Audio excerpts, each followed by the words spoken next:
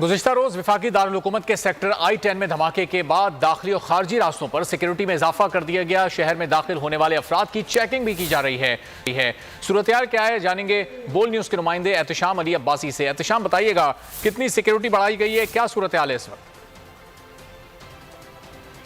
जी बिल्कुल, इस वक्त मैं 0 पॉइंट नाके पर मौजूद हूँ। ये वो जगह है जहाँ से रेड जोन जो है ना, यहाँ के रेड जोन की जो हदूद है पॉइंट तक है। यहाँ से आप सरीना और पार्लियामेंट हाउस की तरफ तमाम रास्ते यहाँ से इस नाके से गुजर के जाते हैं। गुज़श्ता रोज़ पेश आने वाले नाखुशगवार वाक़े के बाद इस्लामाबाद के दाखिली और खारजी रास्तों पर सिक्योरिटी इंतहाई सख्त कर दी गई है।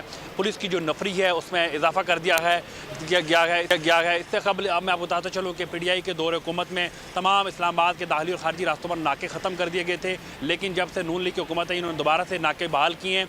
ये नाके तो बहाल थे लेकिन सिक्योरिटी का कोई ख़ास इंतज़ाम नहीं था। लेकिन अब हम देख रहे हैं कि कल के वाक़े के बाद तमाम जो दाखिली और खारजी रास्तों पर जो नाके हैं उन पर सिक्योरिटी सख्त कर दी गई है। गुज़श्ता रोज़ एक वाक़या हुआ जिसमें एक पुलिस एहलकार शहीद हुए। उन्होंने अपनी जान पे खेल के इस्लामाबाद शहर को एक बड़े नाखुशगवार वाक़े से बचाया है और उस जो शहीद एहलकार है उसका नमाज जनाजा भी कल अदा कर दिया गया और उसकी जो मैयत है उसके फैमिली के हवाले कर दी गई थी। गुज़श्ता रोज़ पेश आने वाले वाक़े के बाद एक JIT भी तश्कील दी गई है। JIT तमाम पहलुओं पर तहकीकात करेगी कि आया जो ये खुदकश बम्बार है कहाँ से दाखिल हुआ और इसका प्लान क्या था। दूसरी जानिब जो है इसकी जिम्मेदारी भी एक कबूल की गई है। मैं आपको बताता चलूँ कि मैं जहाँ पर मौजूद हूँ ये वो एरिया है जहाँ से आप इस्लामाबाद के किसी भी एरिया पे जा सकते हैं, क्योंकि एक जंक्शन है 0 पॉइंट। तो 0 पॉइंट पर जो सिक्योरिटी का इंतजाम है वो पुलिस वाले आने और जाने वाले तमाम शहरियों को सख्ती से चेक कर रहे हैं। तमाम सिक्योरिटी इस वक्त 0 पॉइंट पर खास तौर पर बढ़ा दी गई है। बहुत शुक्रिया एहतशाम, आपसे मजीद भी जानते रहेंगे।